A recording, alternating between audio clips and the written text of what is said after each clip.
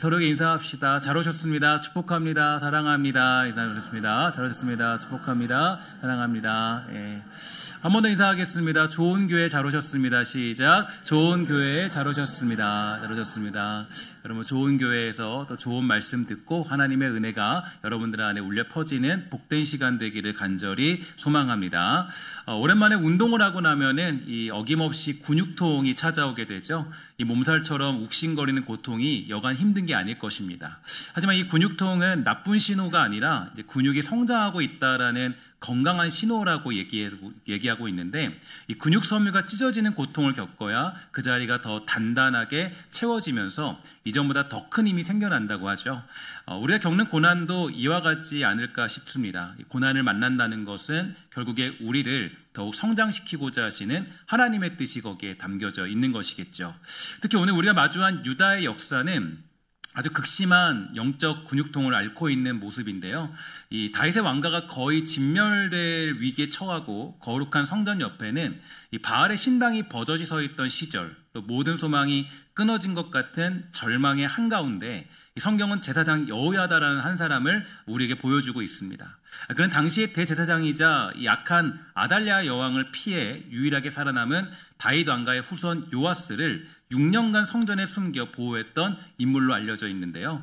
이런 고통의 시대를 보면서 우리는 여호야다와 같은 위대한 믿음의 영웅이 나타나기를 기도하기도 하죠.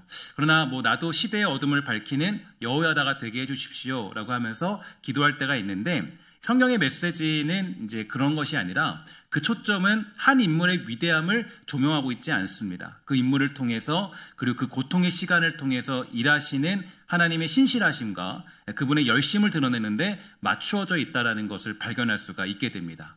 이제 오늘 우리는 여호야다라는 한 사람을 넘어서 이 절망의 역사를 소망의 역사로 바꾸시는 우리 하나님은 어떤 분이신지 함께 묵상하면서 나누어 보고자 합니다. 오늘 본문 16절은 여호야다의 개혁이 어디서부터 시작되는지를 명확하게 보여주고 있는데요.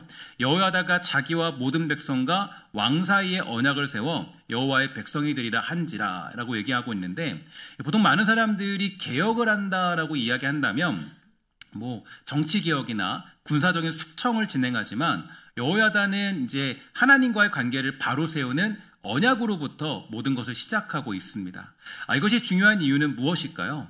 당시 아달랴의 통치는 단순히 그런 여왕의 폭정이 아니었습니다. 그것은 다윗에게 주셨던 하나님의 언약을 정면으로 대적하는 사탄의 도전과 같은 그런 상황이었는데, 이 사무엘하 7장 16절을 보면 원래 하나님은 다윗에게 다음과 같은 약속을 허락해 주셨죠. 내 집과 내 나라가 내 앞에서 영원히 보존되고 내 왕위가 영원히 견고하리라 하셨다 하라 라고 얘기하면서, 그러니까 다윗에게 하나님이 주신 약속이었습니다. 이 약속은 하나님이 이 다윗 왕가에게 주신 약속이었고 하나님의 언약이 성취되는 그런 기본적인 메시지죠. 그러니까 인간의 조건이나 자격과 상관없이 하나님께서 친히 다윗의 왕위를 영원히 지키겠다라는 그런 일방적인 하나님의 은혜의 약속이었죠. 즉 언약의 약속입니다. 그런데 아달랴가 어떻게 했냐면 다윗의 후손들을 모두 죽임으로써 바로 이 하나님의 약속을 무너뜨리려 했던 그런 모습을 볼 수가 있게 되는 거죠. 그녀는 바알을 숭배하던 이 아합의 딸이었습니다. 자신의 아들인 아하시아 왕이 죽자 이 권력을 찬탈하고 그 자리를 지키기 위해서 다윗 왕의 모든 후손들, 즉 자신의 손자들을 모두 죽이는 끔찍한 일을 저지르게 된 것입니다. 이것은 단순히 정치적인 야욕을 넘어서 이 다윗의 가문을 향한 하나님의 언약의 등불을 완전히 꺼버리려는 사탄의 공격과 같은 것이죠. 인간의 눈으로 볼 때 하나님의 언약이 실패한 것처럼 보였고 꼭 무너진 것처럼 보였고 이루어지지 않을 것처럼 보이는 그런 상황이었습니다. 그러나 하나님의 언약, 그 약속은 절대로 실패하지 않겠죠.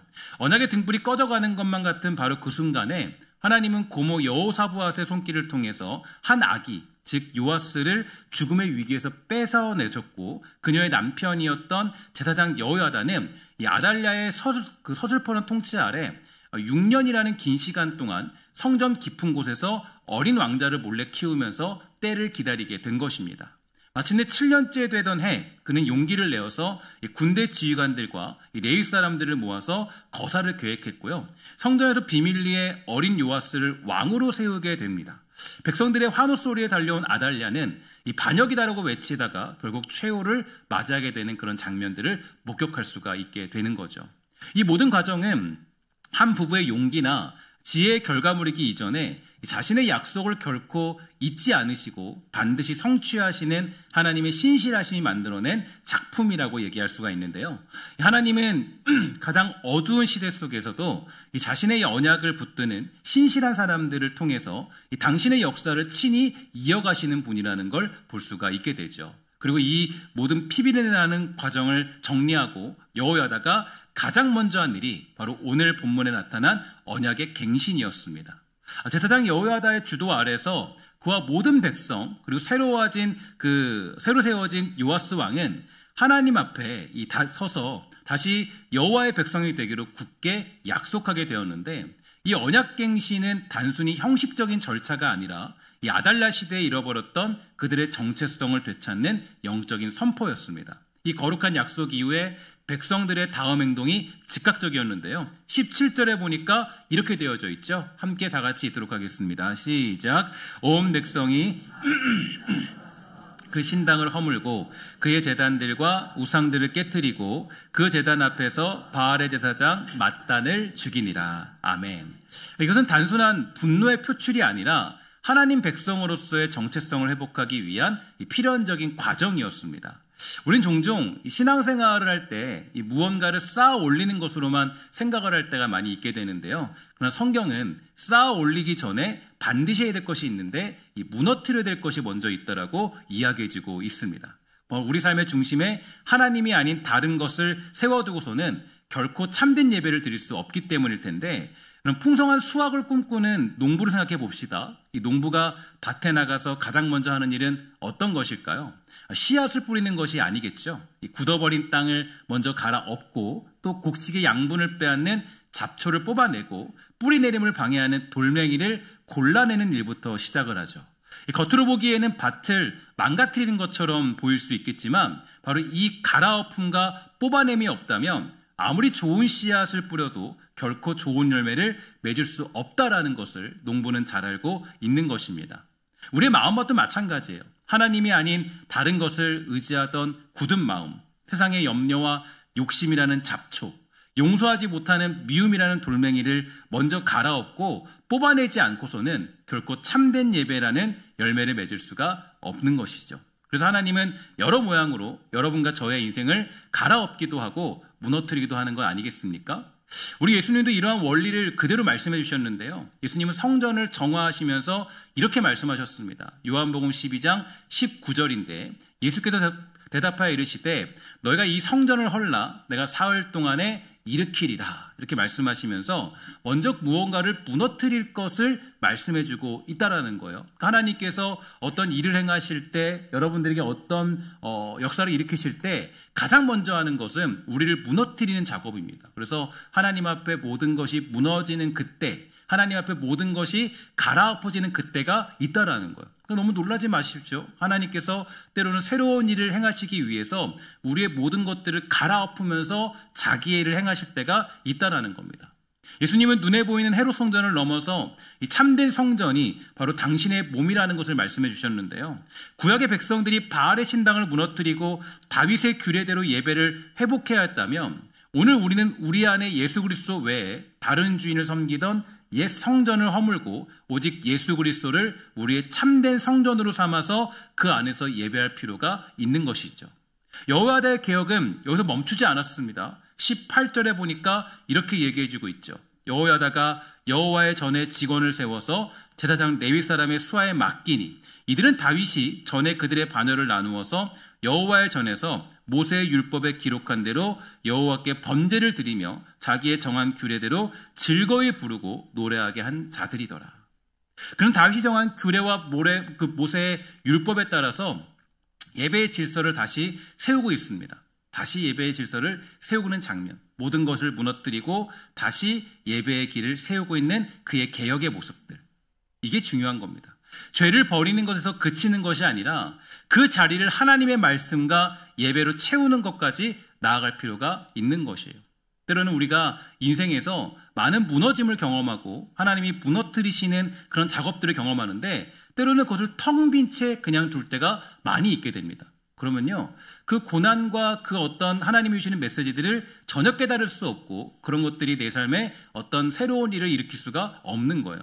무슨 얘기냐면 하나님이 때로는 여러분들을 무너뜨릴 때가 있는데 때로는 우리의 고난을 주시고 아픔을 주시고 걱정도 주시고 어려움도 줄 때도 있게 되는데 그 모든 것들 가운데 우리가 채워 넣어야 될 것이 있다라는 거예요. 내가 이 자리가 무너졌다면 그 무너진 자리에 하나님을 예배하는 그런 찬양의 자리가 있어야 되고 하나님의 말씀으로 채워넣는 그런 자리가 필요하다는 것입니다. 바로 내가 어떤 죄가 무너졌다면 그 자리를 하나님의 말씀과 예배로 채우는 것까지 나아가야 거기에서 하나님의 역사가 일어나게 된다라는 거예요. 많은 사람들은 어떤 하나님의 무너뜨림을 경험해도요, 하나님을 예배하지 않아요. 내가 정말 때로는 하나님이 무너뜨리는 것을 분명히 보고 분명히 알았는데 하나님을 그것 가지고 예배하지 않아요.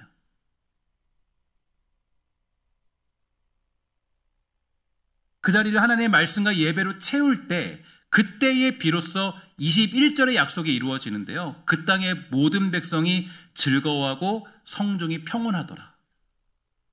내가 고난을 받고 어려움을 당하고 하나님이 때로는 여러분들의 인생을 무너뜨리려 할 때 그때 무너졌다면은 하나님을 찬양하는 예배로 그 모습들로 나의 삶을 채울 필요가 있다라는 것입니다. 참된 기쁨과 평강은 악이 사라져버린 공백 상태가 아니라 하나님이 다스리시는 거룩한 질서가 세워질 때 임하게 되는 것이죠. 때로는 여러분들 안에 무너진 자리가 있습니까? 그러면 하나님을 예배하는 자리로 채워 넣으셔야 됩니다. 그렇게 넣지 않으면요, 아주 큰 문제가 발생하는데 예수님께서 이 원리를 직접적으로 말씀해 주신 적이 있습니다. 마태복음 12장을 보면은 한 사람에게서 더러운 귀신이 쫓겨 나갔습니다. 귀신이 나가자 그 사람의 마음은 깨끗하게 청소되고 잘 정돈된 것처럼 보였죠. 하지만 문제는 그 텅 빈 마음에 새로운 주인을 모시지 않았다라는 거예요. 집이 비어있는 것을 본 그 귀신이 자신보다 더 악한 다른 귀신 7을 데리고 다시 들어와 버렸고 예수님은 그 사람의 나중 형편이 처음보다 더욱 심하게 되었다라고 경고해주고 있습니다. 쉽게 표현해서 땅을 갈아엎었는데 그 갈아엎은 채로 그 땅을 그대로 둬보십시오. 그러면 어떻게 될까요? 그 땅은 더 단단해질 겁니다. 그 땅은 더 아주 견고해질 거예요. 그러니까 우리가 어떤 이 땅을 갈아엎었다면 하나님의 갈아엎음을 경험했다면 거기에 하나님을 예배하는 모습들이 필요한 거예요. 예배로 채워 넣으셔야 돼요. 기도하는 자리로 채워 넣으셔야 돼요. 한 대 맞고도 때는 하나님이 갈아엎고도 그냥 하나님을 예배하는 자리를 소홀히 하면요, 더 악한 귀신이 그것을 차지하게 되더라.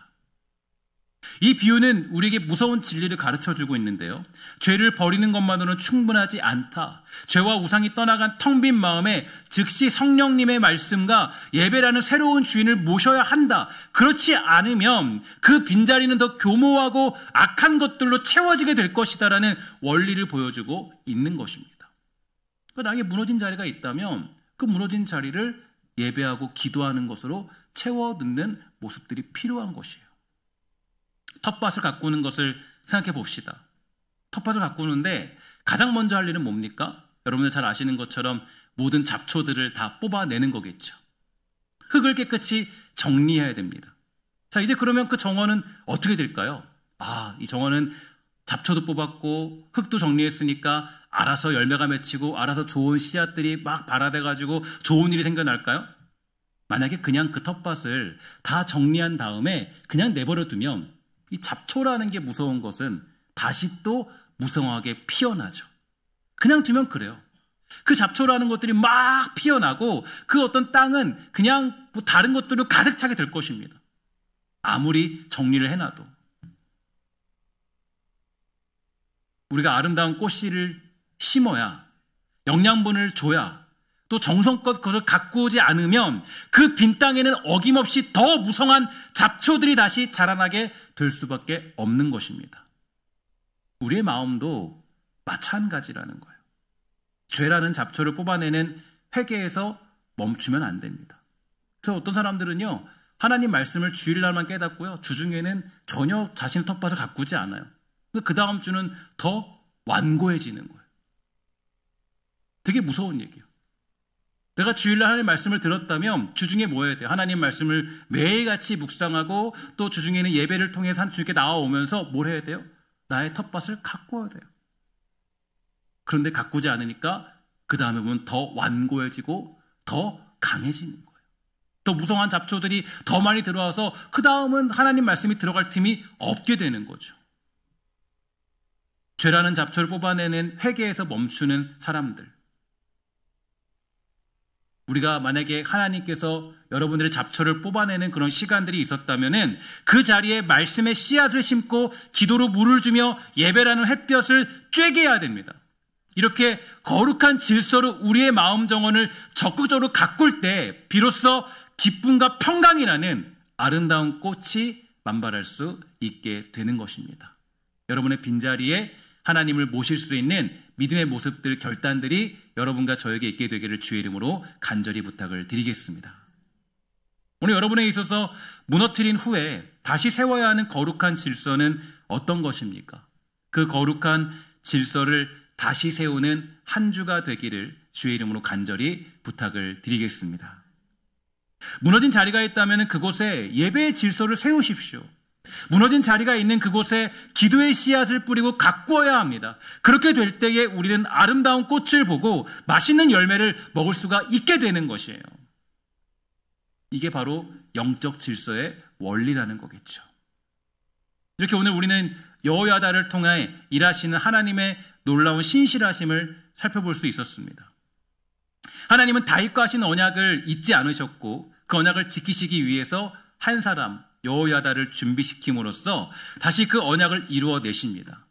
하지만 이렇게 여호야다를 통하여 다시 회복된 다윗의 언약, 그 언약은 영원하지 못한 것처럼 보여요. 왜냐하면 역대하 24장 17절과 18절에 의하면 여호야다가 죽자 요아스 왕은 곧바로 타락의 길을 걷고 말았기 때문입니다. 이러한 실패가 의미하는 것은 하나님의 언약이 불완전하다는 것을 가르쳐주는 것이 아니라 결국에는 그 언약을 완성시키는 하나님의 의지, 그 언약을 완성시키시는 분은 여호야다가 아니라 하나님께서 그 일을 이루어내신다는 걸 보여주고 있는 장면이 되는 것입니다. 여러분과 저에게 소망이 있는 이유는 무엇입니까? 내가 조금 더 신실하고 괜찮고 믿을 만한 사람이기 때문에 내가 어떤 그 소망이 있는 것입니까? 그렇지 않아요. 여러분에게 소망이 있는 이유, 우리 교회에 소망이 있는 이유, 저에게 소망이 있는 이유, 우리 모두에게 소망이 있는 이유는 우리의 모든 언약을 완성시키시는 분은 내가 아니라 우리 하나님이 되시기 때문인 줄 믿습니다. 이게 우리의 가장 큰 믿음이에요. 사람을 믿는 것이 아닙니다. 대단한 누군가를 믿는 것이 아니에요. 괜찮은 나의 성격을 믿는 것이 아니에요. 나의 어떤 성향을 믿는 것도 아니고 나에게 있는 것들을 믿는 것은 뭐냐면 하나님이 지금도 일하고 계신다.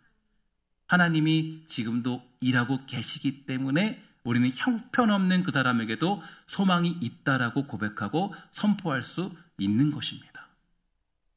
여러분, 우리 교회에 소망이 있습니까? 아멘이십니까? 왜 소망이 있나요? 뭐 괜찮은 사람들이 많이 있기 때문일까요? 아니죠. 따라합시다. 하나님이 지금도 일하시기 때문이다. 믿으십니까? 그게 우리의 가장 큰 믿음이 되는 거예요. 우리의 믿음은 하나님 때문에 소망을 가지는 것이에요. 괜찮은 누군가 때문에 소망을 가지는 것이 아닙니다. 아무리 여러분 앞에 보시기에 제가 괜찮아 보이긴 하잖아요. 그죠? 장난이라도 대답을 해주셔야 됩니다. 그죠? 별론데 그러면 안 되고. 그래도 이제, 아무리 괜찮아 보이는 사람이 앞에 있어도요, 다 뜯어보세요. 얼마나 악한 사람인지 몰라요. 그럼에도 불구하고 소망이 있는 이유는 뭐예요? 하나님이 그를 부르셨고 하나님이 언약을 완성시키기 때문이에요. 여호야다가 대단한 사람이었지만 그 사람을 통해 빛이 밝혀졌고 그 사람을 통해서 정말 어떤 등대 같은 역할을 감당했지만 그러나 그 모든 빛의 근원은 여호야다가 아니라 하나님이십니다. 히브리서 7장 24절과 25절 말씀을 우리 함께 다 같이 읽어보도록 하겠습니다. 시작. 예수는 영원히 계심으로 그 제사장 직분도 갈리지 아니하느니라. 그러므로 자기를 힘입어 하나님께 나아가는 자들을 온전히 구원하실 수 있으니 이는 그가 항상 살아계셔서 그들을 위하여 간구하심이라. 아멘. 우리의 구원이 누구에게 달려 있습니까? 오직 예수 그리스도께 달려 있다는 사실을 믿으시기를 주의 이름으로 간절히 부탁을 드리겠습니다. 이 사실을 믿는 사람들이야말로 실망하지 않고요, 불평하지 않고 원망하지 않고 주어진 자리에서 충성을 다하며 살아갈 수 있게 되는 것이에요. 우리의 궁극적인 소망은 무엇입니까? 누군가의 능력이나 의로움이 아니라 영원한 대제사장 예수 그리스도 한 분께만 있습니다. 성경이 우리에 강조하는 것은 하나님의 언약과 그 약속은 우리가 이루어내는 것이 아니라 하나님이 이루어내신다는 사실을 증언하며 우리가 바라봐야 될 분은 오직 하나님 한 분뿐이고 그 은혜가 우리를 구원한다는 사실을 고백하는 자리에 서게 하는 것입니다. 오늘 여러분과 제가 믿고 있는 것은 어떤 것인가요? 여러분들이 믿고 있는 것은 무엇입니까? 내가 원하는 일들이 이루어질 줄 믿습니다 라고 믿는 것입니까? 아니면 이 형편없는 자리에도, 이 부족한 나의 삶의 모습에도 그럼에도 불구하고 하나님이 일하고 계시기 때문에 그 역사가 이루어질 것이다라고 믿는 믿음입니까? 나의 능력을 믿지 마십시오. 우리가 믿을 것은 하나님의 능력뿐입니다. 오늘 우리가 하나님의 일하신 가운데 있음을 잊지 마십시오. 저와 여러분에게 소망이 있으면 누군가의 능력이나 힘이나 그의 경건이 아니라 오직 그 언약을 완성을 시키시는 하나님께 있습니다. 우리가 믿는 것은 어떤 일들이 아니라 완전하신 하나님을 믿는 것. 오늘 예수님만이 우리의 답이 된다는 사실을 온전히 믿는 믿음이 저와 여러분 우리 모두에게 회복되기를 주의 이름으로 간절히 축원합니다. 이제 이런 사실을 온전히 믿는 자들에게는 주어진 책임이 있죠. 특별히 오늘 우리가 이 본문을 만난다는 것은 하나님께서 바로 지금 우리에게 여호야다와 같은 결단을 요구하고 있고 우리의 삶과 가정과 교회 안에 무너진 것을 다시 세우는 일을 해내고자 하시기 때문인데요. 그럼 지난 주간에 말씀을 묵상하신 분들은 잘 아시겠지만 말씀을 묵상하는 가운데 누굴 만났습니까? 여호사밧을 만난 적이 있습니다. 그런데 역대하 20장 3절을 보면 이런 말씀이 있어요. 여호사밧이 두려워하여 여호와께로 낯을 향하고 간구하고 온 유다 백성에게 금식하라 공포하매 라고 되어져 있는데 여기서 이 낯을 향하여 간구하고라는 말이 다라시라는 원어를 사용했습니다. 위기 앞에 섰던 여호사밧 왕은 여호와께로 낯을 향하여 간구했다라고 성경은 기록하고 있지 않습니까? 여기서 보면은 간구하다라는 히브리 단어는 다라시인데 이 단어는 단순히 도와주십시오라고 요청하는 것을 넘어서 온 마음으로 찾다, 하나님의 뜻을 묻다, 신중하게 살피고 예배하다라는 깊은 의미를 지니고 있습니다. 즉 나의 능력과 가능성이 끝난 자리에서 나의 시선과 마음 전체를 오직 주님께 고정하고 그분의 뜻을 구하는 것이 바로 다라쉬의 신앙이다라고 정의할 수가 있었다라는 거죠. 오늘의 말씀을 깊이 묵상해 보면은 7년간 칠흑 같은 어둠 속에서 어린 양을 보호하면서 때를 기다린 여호야다의 삶이야말로 바로 이 다라쉬의 삶과 같았는데요. 그는 섣불리 행동하지 않고 하나님의 때를 구했고 거사를 앞두고 백부장들과 레위 사람들을 모아서 신중하게 계획했고 모든 일의 시작을 성전에서 언약을 갱신하며 하나님을 예배하는 것으로 시작했습니다. 즉 다라쉬의 신앙을 정확하게 보여주고 있다라는 거죠. 오늘 우리 하나님께서 요구하시는 결단은 무엇입니까? 첫 번째로 여러분들에게 이렇게 요구하십니다. 묻는 다라쉬의 결단이 필요하다. 하나님께 물어라. 고난이 있다면, 아픔이 있다면, 어려움이 있다면, 여러분들에게 이해할 수 없는 일들이 있다면 하나님께 먼저 물어라. 하나님의 뜻이 무엇인지, 하나님의 뜻이 어떤 것에 있는지, 하나님이 나를 어디로 인도하시는지 원망하지 말고 불평하지 말고 먼저 물어라. 묻는 신앙. 아침마다 하나님께 물어보십시오. 하나님, 제가 오늘 어떻게 살아야 됩니까? 하나님, 제가 오늘 어떻게 살기를 원하십니까? 누군가를 만날 때 물으십시오. 하나님, 내가 이 사람과 어떤 이야기를 해야 됩니까? 사업에 들어갈 때 물으십시오. 하나님, 내가 어떻게 해야 됩니까? 하나님의 뜻을 어떻게 이룰 수 있나요? 두 번째로 허무는 다라시의 결단이 필요합니다. 내 마음을 빼앗는 우상이 무엇인지 신중하게 살피고 신중하게 살펴라. 왜냐하면 우상이라는 게 보니까요, 이게 마음속에 있을 때 그게 그냥 탁 보이지 않더라고요. 아, 저 우상이네? 그러지 않더라고요. 우상이요, 아주 교묘하게 숨어 있어요. 아주 교묘하게. 아닌 것처럼. 나도 모르게 아닌 것처럼 내 안에서 숨어 있어요. 그거를 살펴봐야 돼요. 어디 있는지. 제가 그래서 어저께 금요기도 때도 말씀드렸지만 때로는 여러 가지 우상들이 있어요. 돈에 대한 우상, 가족에 대한 우상, 때로는 명예와 관계에 대한 우상. 그런 걸 버리지 못하면 하나님과의 그 관계 회복을 이룰 수 없어요. 그걸 발견했다면 뭐 하셔야 돼요? 과감히 깨트리셔야 돼요. 결단이 필요한 거예요. 그래서 어떤 사람들은 발견하고도요, 다시 또 숨겨놔요. 다시 또 안으로 막 이렇게 집어넣어요. 더 안 보이게. 그러면 안 돼요. 우상을 발견하면 과감히 깨트려야 됩니다. 세 번째로 뭐예요? 예배하는 다라시의 결단이 필요하죠. 아까 보셨죠? 아까 말씀드렸듯이 깨트리면, 여기를 다시 재정비하면 뭐 해야 돼요? 뭘 채워 넣어야 돼요? 하나님을 예배하는 습관들을 채워 넣으셔야 돼요. 기도하는 습관들을, 묵상하는 습관들을 채워 넣으셔야 돼요. 채워 넣지 않으면, 그렇지 않으면 더 강한 귀신이 와서 우리를 더 단단하게 만든다. 더 아주 무섭게 만든다. 들어갈 수 없도록 만든다. 보면요, 우리가 신앙생활을 오래 했다고 해서 신앙이 좋은 건 아닌 이유가 여기 있는 것 같아요. 때로는 부흥회나 말씀이나 예배나 그런 걸 통해서 깨지는 사람들이 많거든요. 막 깨져요. 깨지면요, 안 채워 넣어요. 다시 채워 넣어야 되는데. 깨진 자리에, 무너진 자리에 예배를 채워 넣고, 기도를 채워 넣고, 말씀을 채워 넣어야 되는데, 그 예배의 자리를 회복하지 않아요. 그러니까 어때요? 이전에 들었던 말씀보다 더 강한 말씀이 있어야 그제서야 또 깨닫는 거예요. 또 더 강한 말씀이 필요한 거예요. 더 단단해지고 더 단단해지고. 보셨죠? 그 굳은 살이 배기는 과정 아시죠? 상처가 또 생기면 다시 또 굳은 생기고 또 생기고, 나중엔 떼기도 힘들어요. 그러니까 때로는 아주 내가 뭐 그런 것들이 오래됐다고 해서 그게 꼭 신앙이 좋은 건 아닌 이유가 거기 있어요. 하나님이 깨트리시면, 하나님이 찌르시면, 하나님 말씀은 살았고 뭐예요?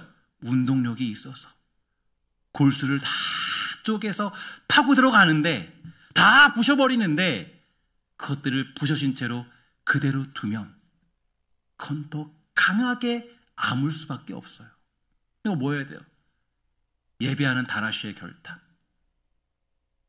말씀을 통해서 여러분들이 찔리는 것들이 있다면 그것을 그냥 두지 마시고 그 말씀, 그 마음에, 그 영혼에 하나님을 예배하는 것으로 채워 넣어야 되고, 기도하고 말씀을 묵상하는 것으로 채워 넣어야 그 자리가 영적인 근육처럼 아주 단단하게 하나님의 은혜를 사모하는 자리로 서는 것이지, 그런 결단이 없이 그냥 찔리고만 가면 그 다음 주는 더 강하게 이 살이 굳어져서 하나님 말씀을 들어도 듣는 것 같지 않게 되는 거예요. 그러니까 아무리 말씀이 선포되어도 은혜를 받지 못하는 것은 누구 책임이에요? 하나님 책임이 아니라 때로는 나의 책임인 경우가 훨씬 더 많은 이유가 거기에 있습니다. 하나님 말씀을 듣고도 채워놓지 않은 거예요. 거기에 뭐가 필요하냐? 반드시 필요한 것이 있는데, 결단이 필요한, 결단이. 많은 경우에 보면 하나님의 말씀을 듣고도 결단하지 않아요. 변화가 없어요. 제가 여러분들에게 그 묵상을 가르치는 가장 큰 이유 중에 하나가 뭐냐면, 묵상에서 가장 중요한 핵심 중에 하나가 뭐냐? 결단입니다. 말씀을 매일 묵상하고 오늘 어떻게 살 것인가? 말씀을 매일 읽고 어떻게 살아야 될 것인가? 나의 언어는 어떤가? 나의 행동은 어떤가? 말씀을 묵상하는 사람들만이 뭐 할 수 있냐면, 복 있는 자리에 있는 그 결단들을 감당할 수 있거든요. 생각해 보세요. 여러분, 제가 설교를 이렇게 하는데요. 설교를 하고 나면 저는 설교를 다 기억할 것 같죠. 죄송한 얘기인데 저도 정말 이게 뭐 어떻게 될지 모르겠지만 제가 설교를 하고 나서도 내일쯤 가면 가물가물해지더라고요. 내가 어떤 설교를 했지? 말들을 다시 한번 들어봐야 돼요. 제가 여러분들에게, 제가 오죽하면 매일매일 여러분들에게 보내잖아요. 설교 요약한 것들을 매일매일 보내잖아요. 잊어버리지 말라고. 저도 다시 점검해 보는 거예요. 여러분 나가보세요. 듣고 지금 나가면요, 목사님 무슨 얘기했다? 그게 우리들의 모습이에요. 여러분 매일같이 말씀 묵상하는 결단들이 왜 필요하냐면, 내가 아무리 듣고 깨달아도 금방 채워놓지 않으면, 뭐가 필요한 거예요? 결단이 필요한, 결단이. 내가 하나님 말씀을 깊이 묵상함으로 그 말씀 묵상을 통해서 결단하는 자리, 예배하는 다라쉬의 결단. 축복하는 것은 하나님 말씀을 듣고 깨닫는 것이 있다면, 하나님이 무너뜨린 자리가 있다면 그 자리에서 하나님의 사람으로 살기 위해 결단하는 그 결단의 다라쉬가 여러분에게 있게 되기를 주의 이름으로 간절히 부탁을 드리겠습니다. 사랑하는 여러분, 오늘 여러분은 어떤 위기를 만나고 있습니까? 그 위기 가운데 우리는 다라쉬의 신앙으로 그 문제를 해결하고 있습니까? 아니면 아직도 내 방법과 내 방식대로 주어진 문제를 해결하고 있습니까? 오늘 우리 주께서 일하고 계십니다. 주어진 문제에 좌절하지 마십시오. 문제 속에 주께서 다시 세우고자 하시는 질서가 무엇인지 물으십시오. 그리고 하나님을 예배하십시오. 우리의 낯을 오직 주께만 돌려서 하나님의 도우심을 구한다면 우리를 사랑하시는 주께서 가장 아름다운 길로 저와 여러분들의 인생을 인도해 주시는 줄 믿습니다. 기도하겠습니다. 하나님 감사합니다. 주님 인도하시 원하는 것은 우리가 주의 은혜 가운데 부름받게 되었습니다. 하나님이 나의 어떤 것들을 무너뜨리실 때도 있고, 나의 어떤 것들을 하나님 제거하실 때도 있게 됩니다. 그때 그것들을 그냥 두지 아니하고 하나님을 예배하며 하나님께 찬양하는 복되고 아름다운 성도의 기쁨이 있도록 주여 돌보아 주시옵소서. 하나님 말씀을 매일같이 마음에 새기며 내 이마에 붙이고 지나가는 문자마다 붙여서 하나님 말씀대로 살기를 간절히 원하는 복된 성도가 되어서 하나님 내 마음속에 다른 것들이 채워지는 것이 아니라 오직 하나님의 말씀만이 세워지고 그 말씀이 심겨져서 그 말씀의 열매들을 맞이할 수 있는 복된 은혜를 주여 베풀어 주시옵소서. 모든 말씀 예수님의 이름으로 간절히 기도합니다. 아멘.